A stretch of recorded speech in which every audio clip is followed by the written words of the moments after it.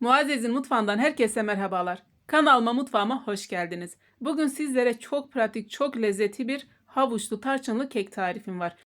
Hem pratik hem de az malzemeli olduğu için hem annelerin hem de öğrencilerin gözde tarifi olacağına eminim. Ben hemen tarifimin yapımına başlıyorum. Sizlere keyifli seyirler diliyorum.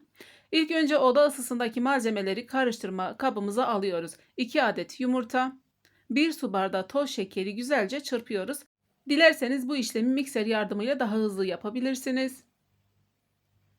İyice çırptıktan sonra 1 su bardağı süt, yarım su bardağı sıvı yağını ekleyip biraz daha malzemeleri birbirine karıştırıyoruz.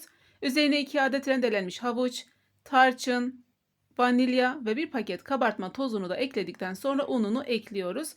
2 su bardağı un kullandım. Açıklamalar kısmında tariflerin, malzemelerin listesini de yazdım. Oradan bakabilirsiniz. Kullanmış olduğum yumurtalar büyük boy olduğu için toplamda 2 su bardağı un kullandım. Kontrollü eklemenizde fayda var.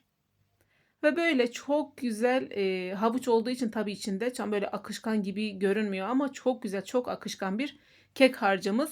Ve ben burada bir kelepçeli kalıp kullandım. İçerisine daha kolay çıkması için yağlı kağıt kullandım. Dilediğiniz yuvarlak bir borcamda da yapabilirsiniz.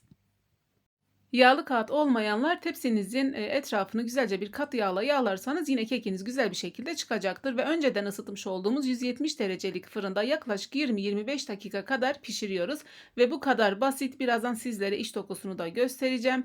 Kelepçeli kalıbım olduğu için içinden çıkartıp bir servis tabağına alıyorum. Altından yağlı kağıdını da çıkartıp üzerine pudra şekerini serpiyorum. Bu işlemi sıcakken yaparsanız pudra şekeri üzerine erir. Yani biraz soğumasını beklemeniz lazım.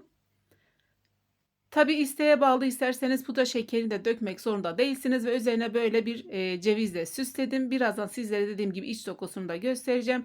Ama sizlerden küçük bir ricam var. Videomu buraya kadar izlediyseniz videomu beğenmeyi, kanalıma abone olup bildirim zilini açmayı unutmayın. Kanalımda birbirinden güzel ve lezzetli tarifleri de görebilirsiniz. Sevdiğiniz, beğendiğiniz tarifleri paylaşabilirsiniz.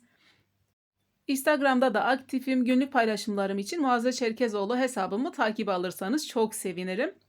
Ve sizlere iç dokusunu hem havucun verdiği o güzel yumuşaklığı, tarçının kokusu, tadı o kadar güzel, o kadar lezzetli ki kesinlikle yapmanızı tavsiye ediyorum.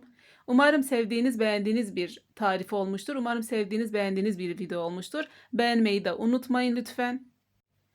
Dediğim gibi malzemeler listesini açıklamalar kısmına yazdım. Oradan bakabilirsiniz. Aklınıza takılan bir soru varsa yorumlar kısmında yazarsanız seve seve yardımcı olurum. Umarım dener, afiyetle tüketirsiniz.